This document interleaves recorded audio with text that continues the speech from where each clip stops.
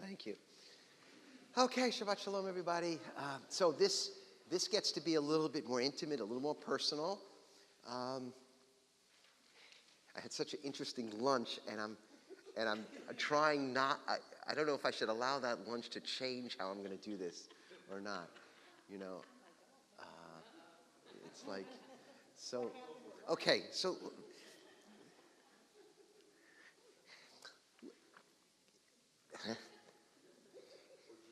Okay, I want to say this as simply as possible first. Different moments in history, for a variety of reasons, usually technological advance or some sort of very significant trauma, okay? So technological advance is a printing press, the internet, AI. The trauma is tremendous destruction, exile, the destruction of a temple, but that's a Jewish version. But cultures have these terrible, they have droughts, they have bubonic plagues. After these very, very significant shifts, technological or trauma, very often, well, first of all, most cultures go under. That's the history of the world.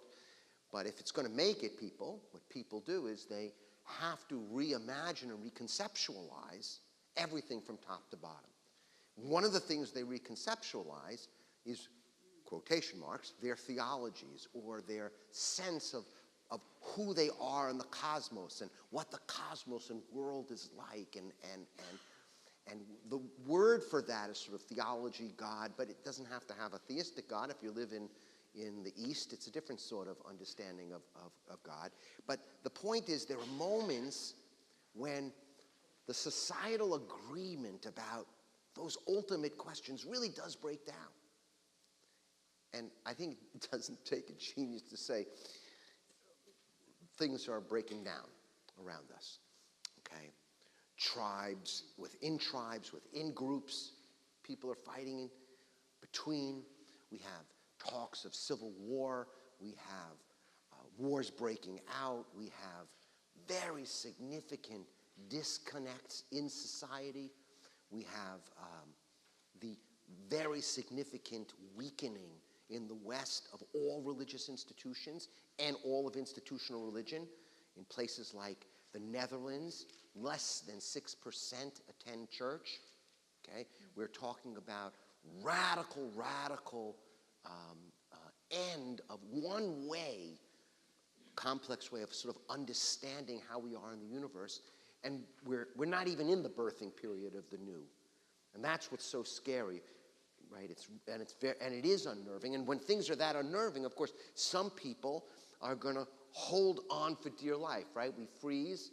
That the fundamental way we react to very serious destabilization that we experience as danger is we either fight, freeze, or flight, right? And that's true culturally too. So you can see, it's across the globe within every society. You have the people who are fighting, the people who are paralyzed freezing, and the people who are fleeing. And there's a lot of ways to flee. Fleeing doesn't mean you leave your community necessarily. Fleeing means you don't get out of bed in the morning, or flee means depression, or fleeing means opioids, or fleeing means not returning to work, or fleeing. There's a lot of ways to flee. Flee is shutting down emotionally, numbing ourselves emotionally, because the turbulence of the moment is too difficult to digest. The process of getting to the next thing is very uncertain. You don't know, because if you knew, you'd be there already. So you're here, and you have to find some next ordering. And that's the dance. Chaos and order and chaos and order. It's true in our lives. It's true in our communities. It's true globally. It's true in the cosmos. Order and chaos and order and chaos and order. Figuring and disfiguring and refiguring. Figuring and disfiguring and refiguring. Consolidating, deconsolidating, consolidating, deconsolidating, consolidating. Forming, deforming, reforming, forming, deforming, reforming. This is the dance of the human experience, and the dance, at least as we experience it, of reality.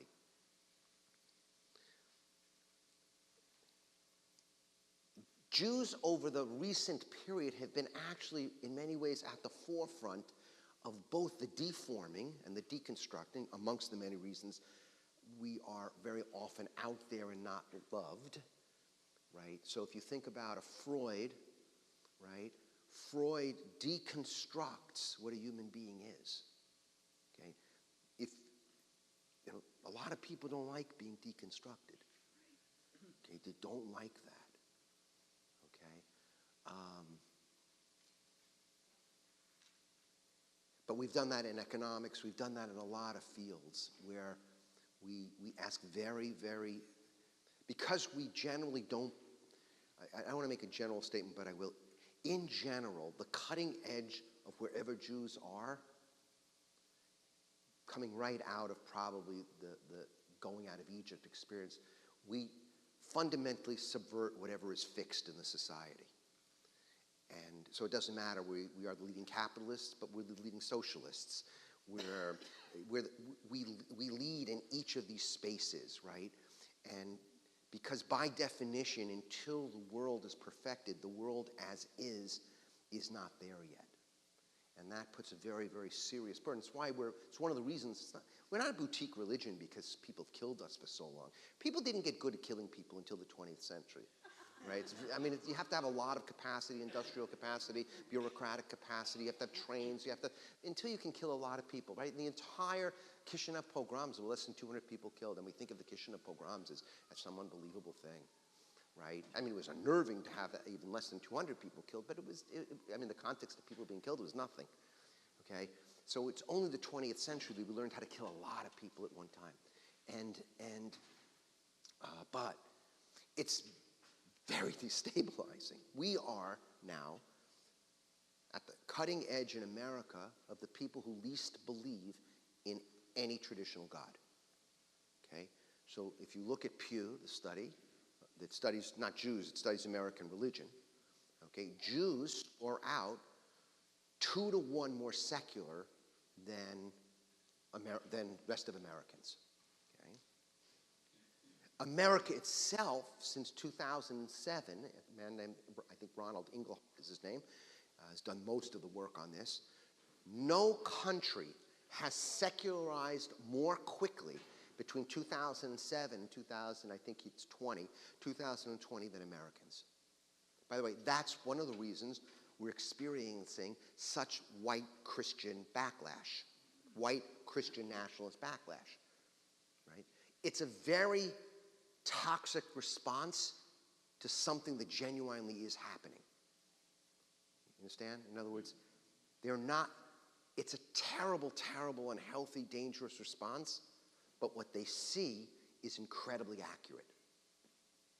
And they have every reason, if you're a white, conservative Christian, you have every reason to be freaking out. The thing is, those who are not white Christians have to figure out how not to have that freaking out become so toxic, and they have to figure out how to freak out, how to digest their freak out a little better. Okay, that's not going to be such an easy thing.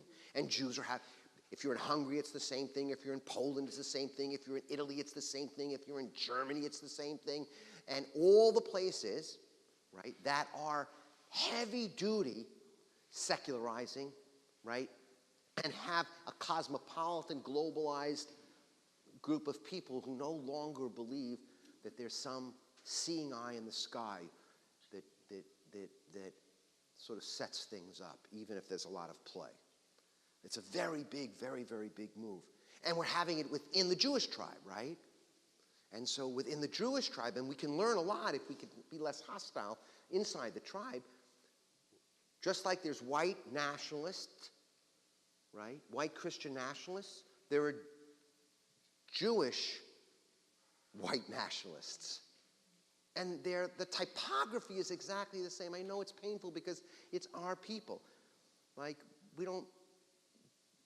But it's completely normal to have a toxic part of your own people, right? Because inside of us, there's all the dark parts too. And so they're holding on for dear life and lashing out. It's either the last vestiges of power or the last vestiges of, or we're all going to be going back 200 years and starting over. You know, it's because you can't, if you go backwards, that's really bad. But, you know, they're all the same reactions. Okay? So I'm interested in, okay, if it really is time for a new God. I did a film, it's based on a film that I did in about, I think like 15 years ago, 14 years ago. I did a short documentary that sort of won a lot of awards around the country in non-Jewish film festivals. Interesting, it didn't get into one Jewish festival, and it got into the most important non-Jewish film festivals in the United States. Right? That made me realize how we got some issues. Not because it's personal, but because how can something so Jewish get into non-Jewish, South by Southwest, Tribeca Film Festival, you know, these very important, and not get into any Jewish film festivals? That's a really interesting thing. So where I'm walking through Coney Island, and I do 8 2.5-2-minute riffs on, you know, because it's very playful in Coney Island, in front of the fun house, in front of the carousel, in front of the roller coaster, and I do 8 riffs sort of about the end of one understanding of God and the potential sort of seeds for new understandings. And I've done a lot of work on thinking about sort of what is, not what do we believe. I don't actually care what people believe. I care what they experience. And one of the things I've come to realize is that the God language, and that's all it is, as Maimonides says, no matter what human beings say about God, by definition, it's using our own language, right? HaTorah dibra b'divrei, in the words of God, of human language, right? Torah dibra b'divrei b'nei Adam. And once the language is human language, human symbols, it's all partial of whatever you're trying to get at. So I want to do 2 things first. I want to study a text first, so you see this is not so radical. And then I want to do an experiment. The experiment is what that table made me think of. Okay, so let's look at the first text. And I wonder, this is a text, right? 900, right? 800, 900, Psika de Rav Gama. Now, I want you to look at it. Let's look at it carefully. Now, this is not some contemporary text. This is already 1,100 years old text, and it's an expansion, a drash of something from the Sinai story. Because the Sinai story is the fundamental place where almost all theology is going to be driven from, because it's the encounter, it's the clearest, quotation marks, encounter, right? It's the revelation. So there's a lot of midrash on what happened at Sinai, because when you read the text tells you, but you don't really know anything about it. It's sort of like a crazy, wild, like I said this morning. So that leaves a lot of room for the rabbis to say, what really happened at Sinai? What really happened at Sinai? What did people really experience at Sinai? Okay? So Rabbi Levi said, the Holy One appeared to them at Sinai as though he were a statue with faces on every side. Now, what strikes you? You don't have to be incredibly Jewishly educated. Just what strikes you? What word strikes you in that sentence? Statue, right? Yes, the faces on every, we'll do one at a time. So the first is statue. By the way, in the Hebrew, what do you think the word is? Idol, exactly. Whoever said that? The word is pesel, actually, in the Hebrew. Now, when you have a Jewish ear and you hear the word pesel, what do you feel? If you have a Jewish ear and you hear the word pesel, idol. Smash it. Okay, great. You immediately think smash it. Why? Because we don't believe because pesels will get you in trouble. Because pesels are idolatry. Because idolatry is a false take, right? A false take on whatever you think your God is, it's a false take. So now that use of language is that means what Rabbi Levi is saying, God appeared to the people as though, now the key there is as though, I get that, as though he were a statue with faces on every side. So the first thing, this teacher is saying is the fundamental experience of the Israelites, the human beings at Sinai, was at the first fundamental was what kind of experience? Idolatrous, exactly. That's the radical nature. By the way, any interesting text is always going to challenge whatever you think. If it just supports what you think, you don't need the text. Okay? You don't grow from having cheerleading. You may play better the existing game with good cheerleaders, but you do not grow at all. Cheerleading never helps you grow. Helps you play the existing game. So, and I don't mean to, if there are anybody with cheerleaders here, I didn't mean, I was never a cheerleader, so I'm just making that up. Okay, so fundamentally, the experience of human beings at Sinai was an idolatrous experience. Now, that's very heavy to say. Okay, goes on. 1,000 people. Oh, and faces on every side means that, well, what is faces on every side? It's human semblance looking at you. So first of all, we make it into all these faces. There's all these faces that we're seeing. But if there's faces on all sides, and I'm standing on this side, and you're standing on this side, and all sides is the key there, faces, and you're standing on this side, what are we each seeing? A different face. A different face. At most, you can see what? One of the faces. There are other midrashim that say, if you were a young person, you saw a God for young person. If you were a young person, old person, male, female. If you were a warrior, you saw a warrior God. If you were a teacher, you saw an educator God. There's so many different texts about what you saw. Okay? Right? All implying that what you saw then was some kind of image of ourselves. Some kind. It was whatever it is.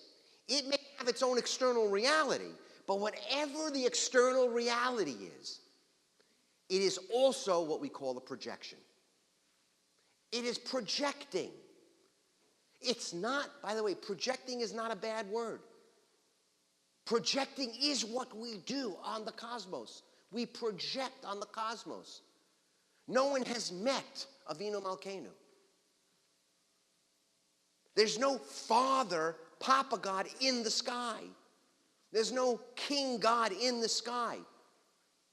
We, as human beings, with deep yearnings and deep desires and deep intuitions about what it is the cosmos is like and what we intuitively feel at some kind of pre-conscious deep level is we deeply want and yearn to feel that the cosmos is a place that protects us. Because what would it mean to really live in a place where every so often we get that sense that was always unsafe? Well, you wouldn't be able to live, so it doesn't matter. You couldn't live like that. No one could live like that. When the world is that unsafe, you basically have to kill everybody to feel safe. So, not surprisingly, there may not be a Papa God, but the yearning for protection that the Father psychically provides is so fundamentally real that if you ignore that yearning, you actually destroy the capacity to protect. Yeah, right. If you can completely let go of the projected God in the sky who protects you as a father, because that is trivial and childlike. But if you also, in any way, shape, or form, diminish, make fun of the profound yearning human beings have to feel they matter and they are protected, and that the cosmos somehow, even if it's only 5149, is a secure place. If you diminish that, you will destroy each other. Avinu Malkeinu. It's amazing. If you push people, most people don't believe there's a Vina Malkeinu. But watch how people sing that, including the people who are the most secular, who come for Ne'ilah. Right? Right? They come for Ne'ilah, and all of a sudden, Avinu Malkeinu is real. The yearning is profound to the extent there's language that captures the yearning, that lets you tap into it. We flourish as human beings. You feel the difference? One of the breaks we have is we have a lot of people who literally believe and actually don't feel the experience behind the belief. That's why they're so dangerous. And then we have a lot of other people, this is sort of the intellectual, psychological elite, who know it's stupid to take it literally, but diss the yearning. And if you diss the yearning, you're almost as dangerous as the people who take it literally. Is there a space to recognize that there's little we do that's more noble than projecting? Knowing full well it's a projection, and then allowing the projection to have a little authority over us. So I know this is a little complicated the first time, and I'm working out some of the language even myself now because of the lunch. So 1,000 people might look at the statue, but it would appear to be looking at each one of them. So too, when the Holy One spoke, each and every person in Israel could say, the divine word is addressing me. Note that Scripture does not say, I am the Lord your God in the plural, but I am the Lord your God in the singular. Which means you and you and you and you and you and you and you and you. As you're standing at Sinai, we are each experiencing something different. Each experience something unique to us. Each of us experiencing some part of what reality is about. Some part of what we name that in that projected God. Some people experience a father. Some people experience a mother. Some people experience a jester. Some people experience a trickster. Some people experience a creator. Some people experience a redeemer. Some people experience someone who frees you, right? All of these different names, all of these languages are fragments of experiences that we feel are part of reality. And when you put them all together, you have Sinai. And even then, when you put them all together, remember, the experience that you're having all together, that's beautiful, that's amazing, that's helping you flourish, just remember, it's idolatrous. Yeah, right, you can't help but laugh at it's crazy. You can't help but laugh. It's like, even as it's working, you have to sort of know when you finish that, like, okay, yeah, so it's a healthy avodah zarah. It's healthy idolatry.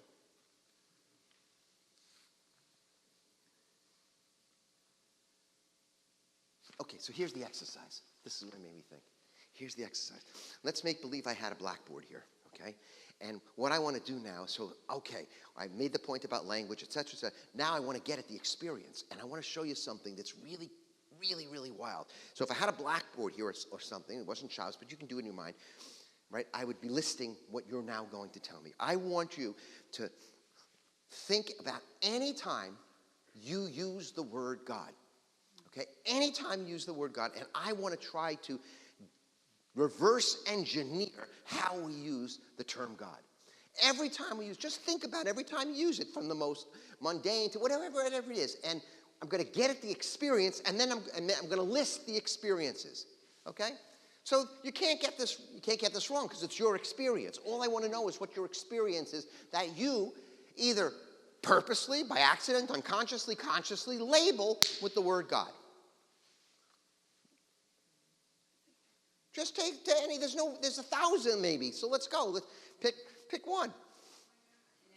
Okay. So who said oh my? Okay. Oh my God. When though? But of what? Give me the experience where you've said it. It's out of you. You know, say, Erwin, let's go. When I da-da-da-da-da, and I say, oh my God, do the da-da-da-da-da though. You do it, because I can do mine. But When something shocking happens to you. to me, say me. So I'm on the road. Good, now we're going. Perfect. I'm on the road. And, a car drives right in front of me. It happens all the time here in Houston. Oh my God. Oh my God, okay, perfect. But let's just say, can everybody relate to that face of God? Every single person. So just look at something we have in common, okay? Now, let's find a word to describe that, right? A car swerves, right, and just misses me, and I go, oh my God. How would you describe that experience? Shock and gratitude. Yes, without using the word God. Now, okay, so one, it could be, oh my God, I'm so grateful. So gratitude, that's one possibility. What else? Fear, right? Oh my God, right? You can, sometimes the tone of voice helps. So I have gratitude, right? I have escape of danger, and I have fear. Great. Gratitude, escaping danger, fear. Okay, good. By the way, we could probably do 10 more just off that. But you get the idea what we're doing now? Okay, you go. Okay, but say it. You see what's your name? Gail. See what Gail did? Gail said, when I da-da-da-da-da-da-da, oh my God, and especially you. It'd be very interesting for you to do it. So when I am trying to call forth healing energy, When you're with somebody? when I'm with somebody, I call on the source of healing. Okay. So, okay, now give me the feeling. The feeling is, And I feel, that's how you do it. And I feel saved. I feel grateful. I feel, oh my God, I escaped danger. When I'm sitting in a bed, I'm standing around the bed, a patient, because I sit with a lot of patients, and every so often I'm sitting around the patient and I call forth a sense of healing, and oh my God, I feel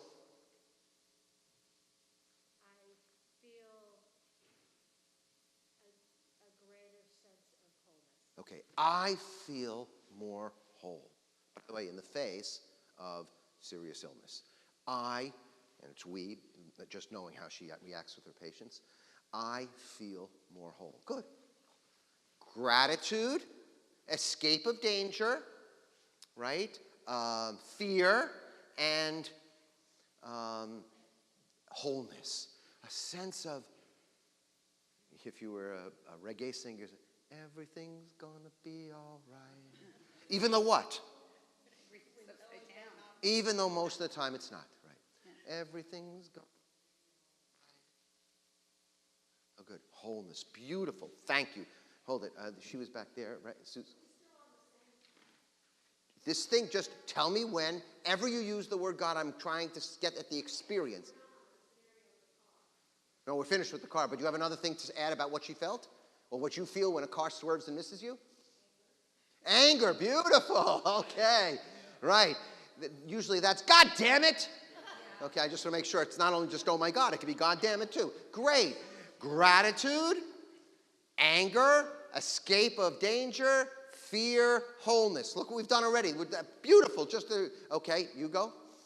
Shielding and protection. So, but give me when I did it, I wanted like they did it. When my kids Oh. are in a new situation where I can't be there. Right, the mother cannot be there to protect and nurture, right? I sometimes say, oh my God, I hope you'll, what do you say? Protect my children. Protect my children, great. Protection, okay? Gratitude, anger, fear, escape of danger, wholeness, protection. Beautiful, go. Connection. Well, give me the thing. Like, No, if I sit quietly, which doesn't happen as much. yeah. And especially in a group of people, like when we're in services, I feel a sense of connection with other people and with the universe. And I say, because I want to know exactly how the words come out. Okay, so that's a gratitude. I say, wow, wow, thank God. I'm part of I'm part of this group. Okay, beautiful. Connection, belonging, gratitude. So that's in the gratitude, right? Gratitude, connection, belonging. Good. When I was trying to explain to my oldest son when I was pregnant with his brother and he asked me about, well, how did this happen? And I was explaining to a 4-year-old, Yeah. and it's like, didn't God make our bodies wonderful machines? Uh-huh. And they went, yeah, kind of like a vacuum cleaner. Well, that was the machine he understood. And tell me how the God priest there is the... Support, I guess. Okay, to help me okay. explain. So, the support to help you explain. That's great. Okay, explaining, knowledge, teaching. That's that whole piece that, oh my God, that I was able to explain that. Or, oh my God, I saw that. That's illumination. Those are all those sorts of words. Within that, teacher, explainer, revealer of knowledge, intuition. That whole piece. Good, great. I have one. Good. More of an asking. Okay, well, give me the thing. Sometimes, God, please help me have the strength to whatever. okay, great. So beautiful. That's a requesting, asking, pleading, surrendering, begging. That just can I get through this? Can I get through this? Beautiful. That's like in the protection. It's before the protection. It's like really from some deep place, throwing out a request, right? Oh my God. So when we are surrendering, that would be there. Surrendering, you've done everything you could do. You can't think of anything else to do. I've tried my best. I beg of you, just whatever the just is. That's the surrendering. What? Strength. Yes, I need the strength. But it's a surrender asking for strength. Beautiful. Look how many, if you were watching this, gratitude, fear, anger, surrender, strength, protection, redeeming, wholeness. Think of all these different pieces. Connection, belonging. These are all, right? Out danger, right? Good. Yeah. What if it's not asking for something? Like, for example, Well, just don't, let's stay in this. Tell me whatever it is you think, and it can't be wrong, because if you use the word God in it, like she said, like, oh my God, just give me the strength. She said, Baruch Hashem, I'm connected, right? She went, wow, God, there's a God who will heal. All of these were real. like celebrating. Well, give me sometimes when There are times when I, I just feel total joy. okay, joy, beautiful, gratitude, fear, anger, wholeness, healing, protection, danger, joy. Good. Revelation in the sense that, oh God, now I see how to do it. Now I see how to do it. Right. By the way, the fact that we laugh is we're all identifying with this. Okay, God, I see now I see it. That's fantastic. Seeing something I didn't see. It's very good to use revelation that way. Revelations are happening all the time. The thing is, we think they're locked in the Torah of the prayer book. Okay? They're happening all the time. The language is telling you what the experience is. Whether there's a God behind that experience is not the relevant question right now. The question is, how real are these experiences, and what does it mean that every one of these experiences, anger and gratitude, fear and joy, wholeness and surrender, they're all on this list. Look at this list we're making. Yes. God bless you. Very simple. Someone sneezes, right? And I say, God bless you. What's that? What is it? That's a version of protection, right? It's, go. Oh, what were you saying? I'm sorry, I misunderstood. Go. Oh, beautiful. Okay. There's hope, right? That's a version of hope, of love, of friendship, right? All of those things where I say, God bless you, right? Something good, God bless you. Beautiful. So, see, look, it went both ways. Excellent. Excellent. Put it in desperation. Exasperation, frustration, disappointment, yes. Oh, You know, like, people are idiots or. people are idiots, right, very nice. But there's the thing about it is like, okay, I have to deal with it. Okay, yeah, let's wait till I have to deal with it. First, let's get the first. That's the God who's irritated. That's the deep disappointment I feel. By the way, every one of these things, the character God in the Torah experiences. Okay. Okay, that's it. We're done. What's your name? I'm sorry, I forgot again. Suzanne. Look what Suzanne is sitting here, and she's listening. She says, oh, my God. What you just did, I'm looking at the board. It's every possible emotion. The Twin Towers falls, or you see an accident. You say, oh, my God. You see ugliness, or you see a murder in the street, whoever, and you go, oh, my God, people can be so ugly. You see the beauty of a rain. Beauty, oh, my God. You're making love, and it's, oh, God. You don't say, oh, toaster, oh, toaster. You go, oh, even though it's warm, you go, oh, God, and that's orgasm and union. And union, that's what it is. No, I'm taking Suzanne seriously. If you actually list all the experiences that we just reflexively use the word God, just reflexively, I didn't make any of those up. And you begin to list the experience behind the placeholder word God. God is a placeholder word to shortcut us to the experience so that we can digest, metabolize, tolerate the experience and become, who said this at the table? Become a little bit better. I think that was you. Become a little bit better because we've been able to metabolize reality. Yeah. And Suzanne sees and says, oh my, you basically are just saying that God is the label and the name for every possible emotion that we have and every possible feeling we have. Yes, that is correct. If you continue to do this for about 15, 20 minutes, we did it for about 10 minutes, and you had a board, you would see a list in which, and then I would ask you something like this, how do you make sense of that? And people would look at it, doesn't make sense. Ugly and beauty. Hara and tova and goodness and blessing and learning and not knowing and surrendering and agency.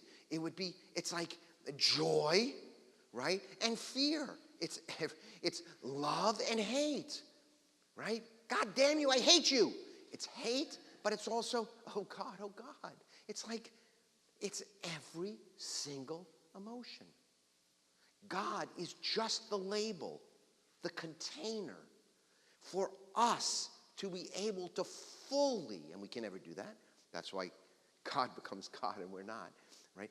There is the container to feel the full range of life at its fullest. That's the character God. So tell me a character whose rages more violently. Tell me a character who his nose flares out of anger, the God character. Tell me a character that loves more unconditionally. Tell me a character who feels, right, love and joy and a desire to protect. Tell me a character who holds back more than God, right?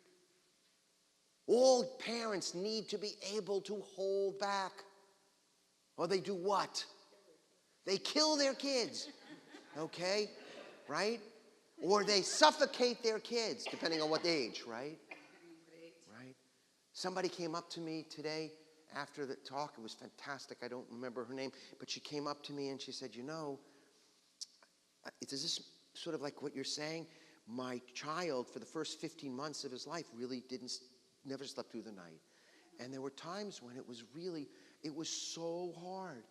She said it, man, she was so like from the heart. It was so hard. And you know how I got through it? I'm going, how'd you get through? She goes, I would think of the face of my child when it's born. It was like, whoa. Yes, I said, okay, well, that was my whole talk from this morning. That's all I was trying to say. She goes, well, the thing is, that's tapping into an emotion that very often our feelings, when they are beyond a certain range, we can't metabolize them. And when we can't metabolize emotions beyond a certain range, we are stunted in our development. And when we're stunted in our development, we wind up distorted in our behavior. And we cannot wander together in a way that makes progress. We wound each other greatly. And we're going to do that no matter what, but we can wound each other a little less.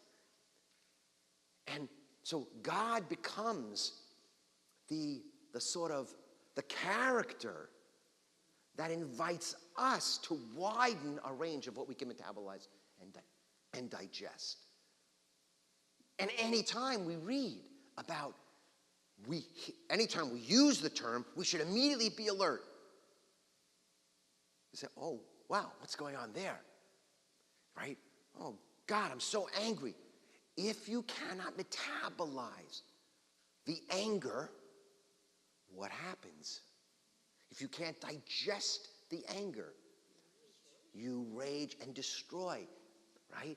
But God is the technology, so to speak, the linguistic psychotechnology to be able to say, oh, I can feel and hold this anger, and therefore will digest, metabolize, learn, and not necessarily need to lash out. Joy is the same thing. Most people cannot allow themselves, most of us cannot allow ourselves to feel full-fledged joy. That's very often why we need to drink at a party. That's why we need to, because we can't feel simcha. And by the way, why? The texts already say, the rabbis say, simcha, what is simcha? Simcha is not happiness. Simcha, what is the singular quality of simcha? Simcha porates geder, right? Porates geder means simcha breaks through fences. You know what I mean? Porates geder. That's how you know how you have simcha. That's King David's incredible joy at bringing the ark to the temple. But he has so much joy, but everyone around can't really access that, and Michal really can't access it because he's so joyful that as he's dancing in it's the joy you were talking about. It's so joyful that he loses sort of his sense of individual self that way and is in a sort of a joy where Michal says, it's not right. I understand you're joyful, but you can't be so joyful that your genitals show when you dance. But why not? By the way, don't quote me out of context. But why not? Why not? What happens to societies that can't experience joy at that level? Do they use their genitals in very, very dark ways? That's Torah. That's what the Torah is. The Torah and all of these names for God and all this God language is trying to widen our container. And so I don't care if it's anger or it's joy or it's real gratitude. The kind of gratitude that yes, it's very nice to say, what am I grateful for this week? But you know what I mean. The people that said gratitude, you know what I mean. The real gratitude that leaves you awestruck, the gratitude. Wonderstruck, right. That leaves you that kind of gratitude. That leaves you breathless. And from a psycho-spiritual perspective, we should be feeling that every single moment because the very fact, Modeh Ani, you wake up in the morning and the first thing you say is Modeh Ani because the whole drama is by grace. Or luck, it doesn't matter. Grace and luck is the same thing. It just depends what language you want to use. If it's by luck, you have to go, oh my luck. If it's by grace, you have to go, oh my God. It doesn't matter. It's the same thing because the object is not what's important. It's the experience of it that's important. But if you can never feel gratitude at the level that you're awestruck, no wonder we have no more obligations between people, because you can't feel obligation. There's only two ways to feel obligation. One is coercive, I make you do it, and the other is out of a sense of a deadness. But the only way you can feel the sense of a deadness is if you could feel gratitude. So gratitude, joy, fear. If you can't digest fear, real fear, if you can't digest fear, what happens? Fear means that you don't have fundamental control. That you can't digest the deep insecurities sometimes that comes with living. Well, you have Trump. And I'm not making a political statement. I'm making a psychological statement. Or a psycho-spiritual statement. The response to a fear of the powerlessness that comes with being human is megalomania and narcissism. That is the response. Delusionary and illusionary forms of control, which are always toxic and dangerous. I don't care if you are someone who is a violent settler or a white nationalist. There's something at the core that you fear regarding what it means to be a human being that you cannot digest. And you have indigestion. And it's toxic. And by the way, everyone has this. We all have it in our own ways.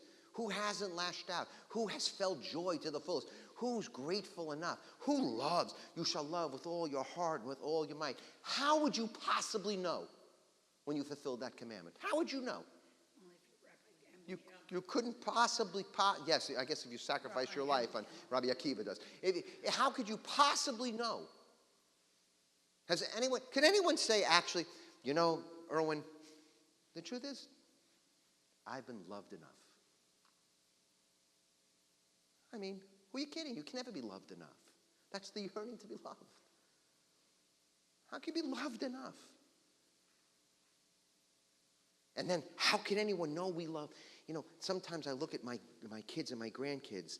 You know, I get, you know, now with photographs, I get photographs every day of my daughter who's very, very, she's just a remarkable kid, and she's a phenomenal parent. And sometimes I get a picture with her two kids on, my two grandkids on her lap, and I'm so overwhelmed with love.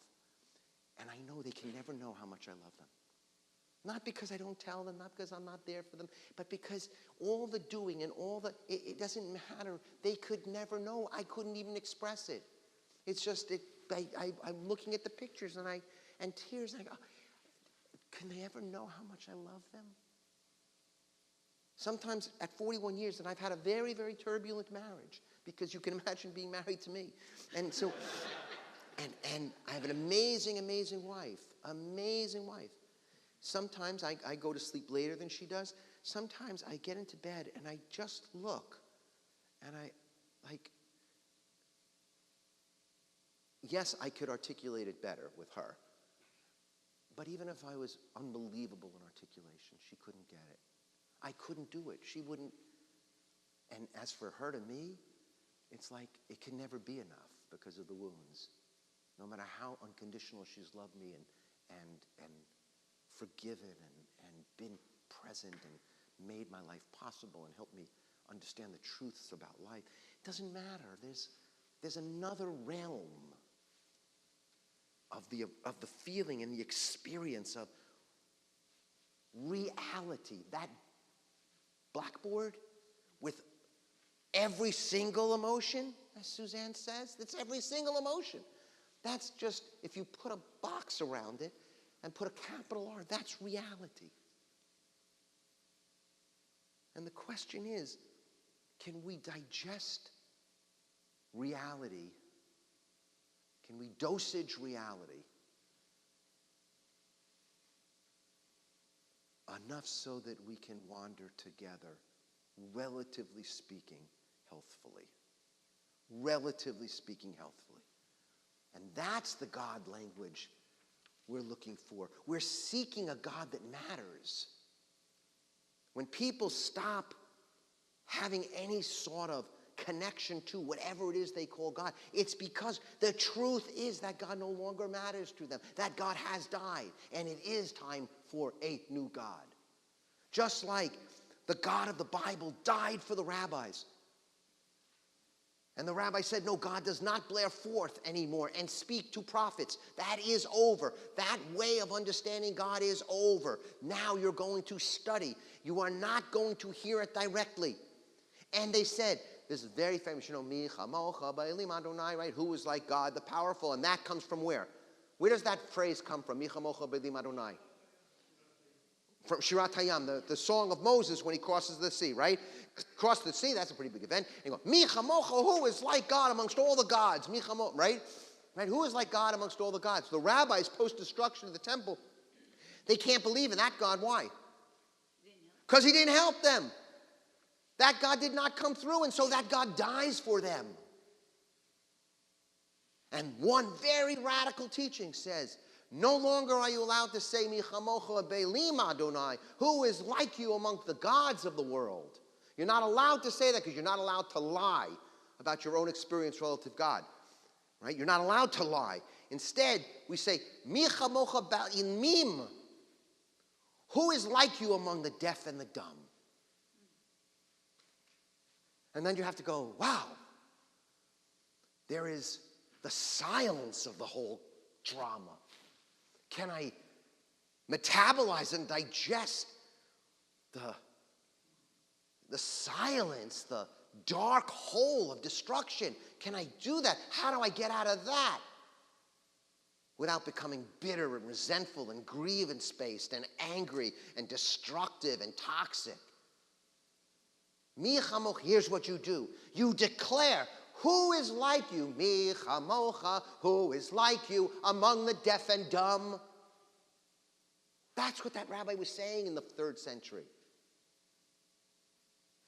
Wow. Wow. You feeling it? I'm trying to make you feel it. Right?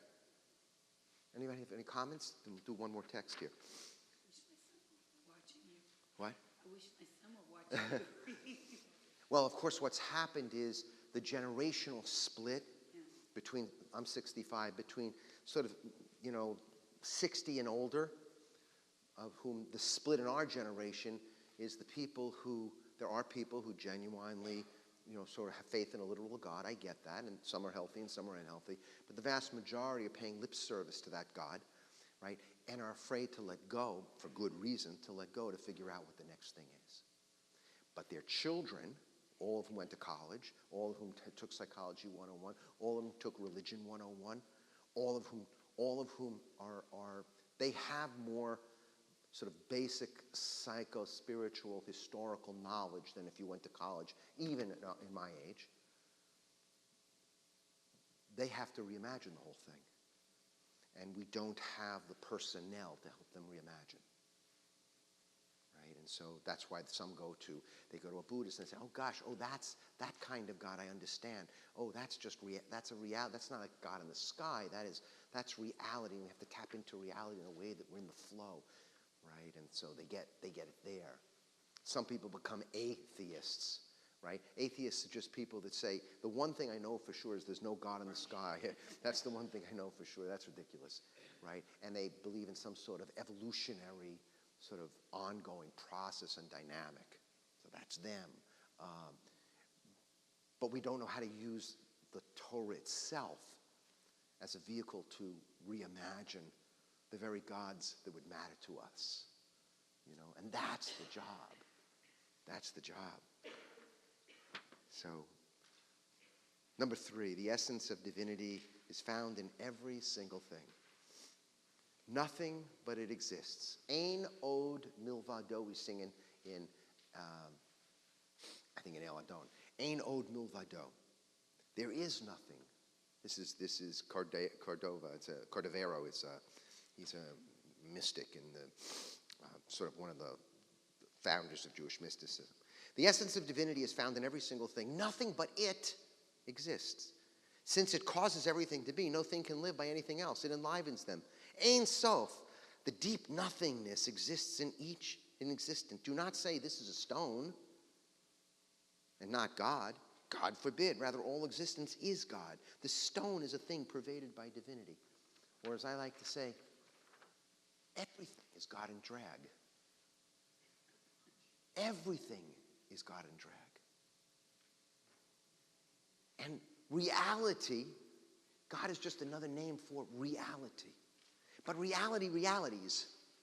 It realities in so many ways. It realities in the myriad of species and it realities in the myriad of human beings. But it realities in the myriad of emotions and feelings we have. It's every particle. Right? All God is in this time for a new God is the many, many, many, many different names for the incredible diversity of reality itself. And if you can't feel that, then things get fragmented. And no matter what, things get fragmented. Right?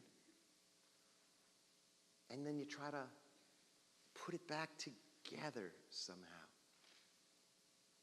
And what a community does, and this I'll finish with this, what a real community, and what's the word for community? There's two words, kahal and tzibur. And I used it tzibur. What does tzibur mean? Tzibur means, bonded, like a it's bounded, like. What a real tzibur is a group of people who collectively are creating a space, a container, big enough for everybody to bring all of who they are inside. So that they can wander together and make some progress in their lives, in each other's lives, in the larger world's lives. That's a God that matters. And for the first time in human history, and this is scary, it used to be you had to choose with whom to wander. And you had very little choice with whom to wander. It turns out for the first time in human history, there's no choice, but we're going to have to wander together. Everyone. And that is a very, very, very large range of people, feelings, difference, emotions. Right? That makes the blackboard look like nothing. Right? That because the terrorist who blows up the building is saying he's doing it for God. The person watching the building come down is saying, oh my God, and feeling terrified. The person who is burning down a Palestinian house is saying, I'm doing this because this land is given me to God. And the person coming out, and the 13-year-old who shoots down Jews coming out of a synagogue is doing it for God. And all are inside the human experience. All are inside what we mean by God. And those of us who can begin to widen our containers and navigate together those at least the feelings of it, right, have a chance to help the planet and the global community move to the next iteration of being human. Last sentence. I was with Ray Kurzweil. Ray Kurzweil is, it's actually a cousin, but Ray Kurzweil's, you know who Ray Kurzweil is? He has the most patents of anyone alive in the world. And he's a scientist, technologist. He was at MIT for a long time. Then he's head of Google Science. He's one of the, so about 10 years ago, I heard him speak. Big room, hundreds and hundreds and hundreds of people. And he's speaking about the moment of singularity when human beings and machines will be one. Okay? And it'll be organic. In other words, right now we think of biology and we think of synthetic. But he suggests, because it doesn't matter, because of computational power, et cetera, that there'll be a sort of integration. The moment of singularity, human beings and machines will be one. So he does his thing, and it's very powerful, and it's crazy, and this and that, and it's like religious to the core, but like secular, religious, messianic, transhumanist, da-da-da-da. somebody raises their hand and says, Ray, do you think God exists in a billionth of a second? He goes, not yet. Thank you. Okay. Now people can ask whatever they want. Not yet. And anybody who has any questions, and I know people have to leave, I know. Anybody have any questions or comments or reflections? Yeah, go. And feel free to leave too, because I know people have to leave.